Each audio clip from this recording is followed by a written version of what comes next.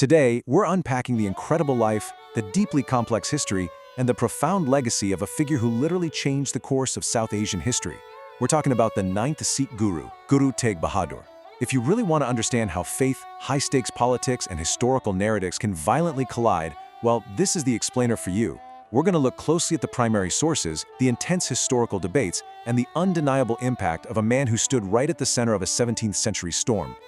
So here's a question I want you to keep in the back of your mind as we go through this.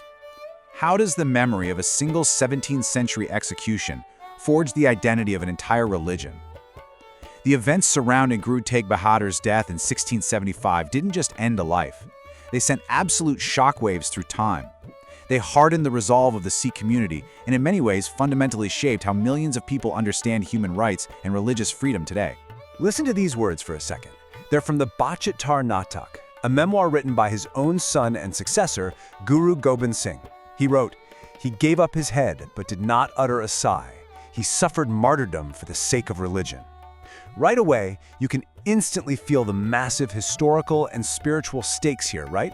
We're dealing with a figure who is remembered not just as a religious leader, but as a definitive martyr who made the ultimate sacrifice without a moment's hesitation. Section 1. The Brave Sword. Because to truly understand the martyr, we've got to understand the man first. Let's trace the early years of the man originally named Teg Mal. And what's totally fascinating here is his dual identity. He was born Teg Mal back in 1621, but he was actually given the name Teg Bahadur, which translates directly to brave sword, by his father, the sixth guru, Hargobind. Why? Well, as a young guy, he showed immense martial valor, fighting against Mughal forces in the Battle of Kartarpur. It's such a striking contrast because, despite this fearsome title, he's largely remembered for living a very austere, peaceful, and spiritually focused life afterward. Let's look at what shaped him. Being the youngest son of the sixth guru, he was completely immersed in Sikh culture from day one. And while he was rigorously trained in martial arts, we're talking archery, horsemanship, he was equally dedicated to intense scholarship. He studied classical texts like the Vedas, Upanishads, and Puranas. Following his marriage to Gujari in 1632, he eventually relocated to his ancestral village of Bakala to just live quietly. You really see a brilliantly well-rounded leader in the making here. A formidable warrior who was also a deeply learned spiritual scholar.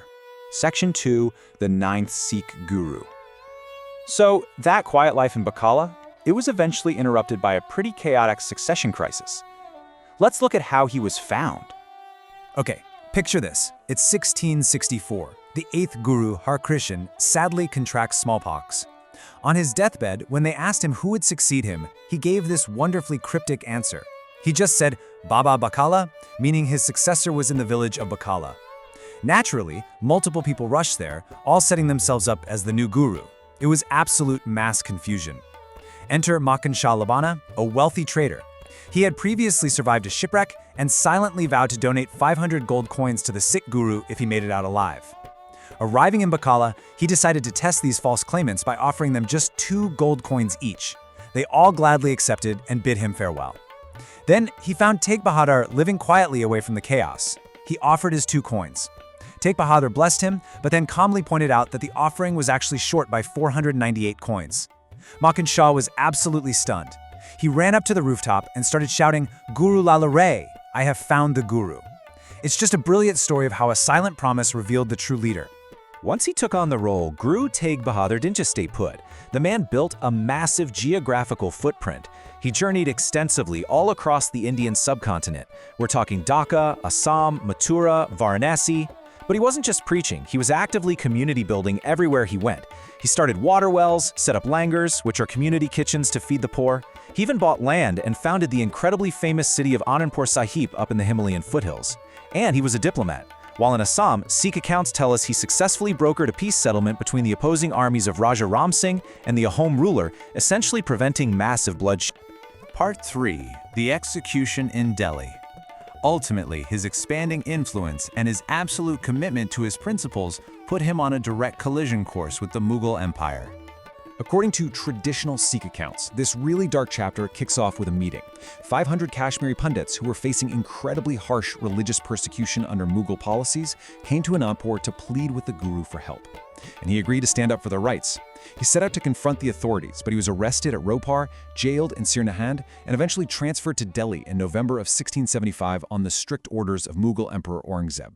Once he was in Delhi, he was given a terrifying ultimatum: either perform a miracle to prove his nearness to God or convert to Islam. The Guru steadfastly refused. And so, on November 11, 1675, he was publicly beheaded in Chandni Chowk, a bustling market square right near the Red Fort. And before his execution, the Mughal authorities subjected him to unimaginable psychological pressure. 3 of his most loyal companions were brutally tortured to death right in front of his eyes. Bhai Mati Das was literally sawn in half. Bhai Dayal Das was thrown into a boiling cauldron, and Bhai Sati Das was cut to pieces. The cruelty of this is just staggering. But even through this absolutely horrifying sequence of events, Guru Teg Bahadur's resolve remained completely unbroken. Section 4. Competing historical narratives. Now, as we know, history is rarely written with just one pen. To truly grasp this event, we have to look at the historiography. We've actually got a classic Rashomon situation on our hands here, where the historical accounts are starkly different. On one side, Sikh tradition states explicitly that the Guru was targeted because he was defending the religious freedom of non-Muslims, specifically those Kashmiri Pandits, against the dogmatic and intolerant policies of Aurangzeb. But if you look at Persian and Mughal sources, like the chronicler Ghulam Hussain Khan writing a bit later in 1782, you get a totally different picture. They claim the Guru had acquired a massive nomadic army, that he was coercing and extorting subjects in the Punjab, and was basically operating as a rebellious bandit threatening the stability of the entire state. So, what do modern scholars actually make of all these heavily fragmented primary sources? Well, it's highly debated. Historian Louis E. Fenech suggests that Sikh accounts coded this martyrdom to elicit pride rather than trauma, and he argues that the Guru actually died for the sake of his own faith, not necessarily someone else's. Then you have historian Satish Chandra, who points out that Aurangzeb didn't even believe in miracles, which kind of questions that whole ultimatum narrative. Chandra also notes there's a surprising lack of contemporary, non-Sikh sources confirming the persecution of Hindus in Kashmir at that time, though he also warns against taking those Mughal accounts at face value, since they might just be handy official justifications for getting rid of a political nuisance. Then Barbara Metcalf points out that the Guru had familial ties to Aurangzeb's rival Dara Shikoh, which provides a very strong political motive. Interestingly, even some pre-modern Sikh sources lay the blame on politics, pointing to a really ugly succession dispute where the Guru's rival, Ram Rai, supposedly instigated the emperor against him. The historical reality, it's likely a deeply complex mix of religious tension, state authority, and regional politics. Part 5. A lasting Sikh legacy. Now, regardless of the intense historical debates about why the execution happened, the actual outcomes of his life and death are objective, undeniable facts. Let's talk about his scholarly and spiritual footprint for a second. 116. That's the exact number of beautiful, profound spiritual hymns that Guru Teg Bahadur composed across 15 different musical measures, or ragas. These hymns, which cover everything from human attachments and sorrow to ultimate dignity and deliverance, were permanently enshrined in the Guru Granth Sahib, the central text of Sikhism, by his son. Physically, his memory is literally anchored in the landscape. Gurdwara Siskan Sahib in Delhi was built directly over the spot where he was beheaded in Chandni Chowk. Nearby, Gurdwara Rakab Ganj Sahib marks the exact site where one of his devoted disciples literally burned his own house down just so he could secretly cremate the Guru's body. But way beyond the physical monuments, his martyrdom fundamentally transformed his community. It permanently hardened the resolve of the Sikhs against persecution. Scholars consistently note that this event made the protection of human rights absolutely central to Sikh identity. The trauma and, frankly, the awe-inspiring example of this execution made an indelible impression on his young son, Guru Gobind Singh, who reacted by formalizing the Sikh community into a distinct, symbol-patterned warrior community known as the Khalsa. And because of this immense sacrifice, he was posthumously honored with some of the most magnificent titles you could imagine. Court poets and later generations referred to him as Shrishtik Chadar, the shield of the world, and Hindi Chadar, the shield of India.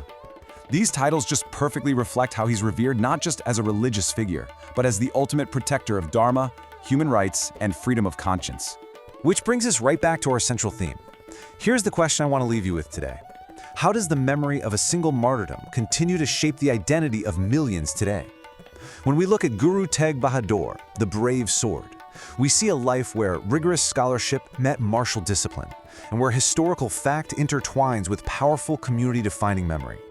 Whether you view him through the lens of Sikh tradition as a heroic defender of faith, or through the lens of Mughal history as a genuine political threat, his execution undeniably forged a brand new path for South Asia. What you should really take away from this explainer is that history isn't just a list of things that happened. It's how those events continue to shape exactly who we are today. Thanks for joining me for this explainer, and keep learning.